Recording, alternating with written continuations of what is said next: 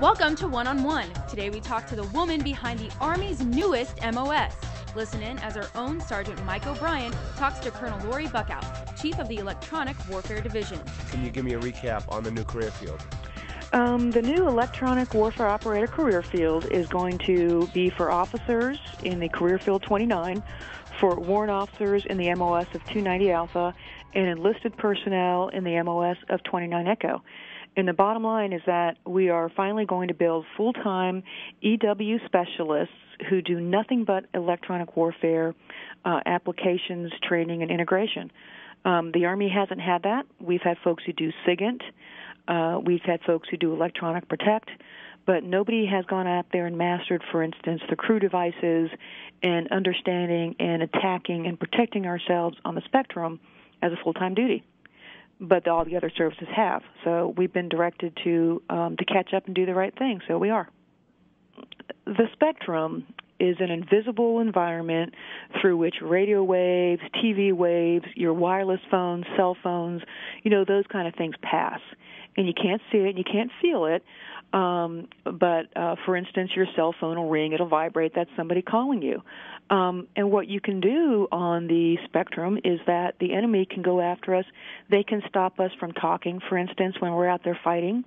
If we can't talk, if we can't use our radars, if we can't use our GPS, if some of our weapons can't use their RF targeting systems, then we'll fail, and we can't fight the way we're supposed to fight.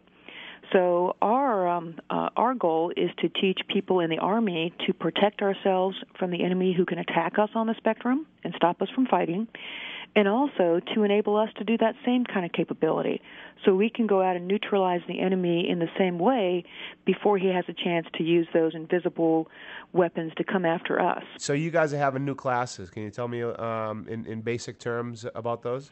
Yep. We've actually had the officer career class going for 2 cycles now. The third cycle runs beginning June 29th at Fort Sill, and that's for captain through lieutenant colonel. The warrant officer course is going to kick off, the first course kicks off 1 April of this year, just a couple weeks away. And the enlisted course also kicks off on 1 April, just a couple weeks away. They're all at Fort Sill. The officer course is 11 weeks. The warrant officer course is 16 weeks, and the enlisted course is 10 weeks. And the enlisted course is E5 through E9. And when you leave those courses, you will carry the identifier to be a full-time EWO. We're prioritizing folks who are deploying units so they can have full-time EWOs to fall in on them. Right now, the guys who are doing that job are Navy and Air Force, and they're doing just a great job. But one thing we figured out is if you want to have spectrum fought in ground combat, you want a ground combatant to really understand it. So that's how those courses look. There are 2 other courses ongoing as well. There are 2 ASI courses. There's a 3-week course at Fort Huachuca and a 6-week course at Fort Sill. One is for crew operation, 3-week course, and the 6-week course is at Fort Sill for EW integration. Great courses. We've trained thousands of people so far, and we're getting this outpouring of interest. However, we do want to fill the officer, warrant officer, and enlisted course. So there's a message on the street of who to contact, and the courses are also in ATARs. So we'd like folks to hop on that. It's a great, promising career field, and we're pretty excited about it. Okay, now how can I tell people in this radio story how they can get involved? They can see their training NCO or see their training management specialist and ask about the courses, and the courses are in ATARS, which is the Army Training Management System.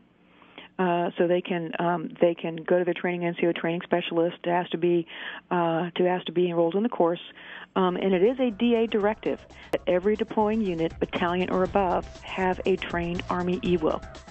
So there's a message that directs units to do so, and they can refer to that. Once you go to the course, you can get the MOS and the career field designator to become an EWO.